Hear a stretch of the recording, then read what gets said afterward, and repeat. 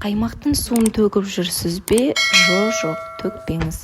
Дәл осындай жұмсақ, нәзік қаттама жасап көріңіз.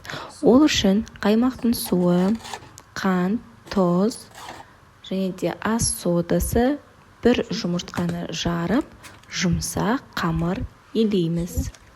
Қамырымызды 10-15 минутқа тындырып қоямыз. Тынған қамырмен жұмыс істеу әлдеқайда жеңіл. Жұмсақ қамырды тындырамыз.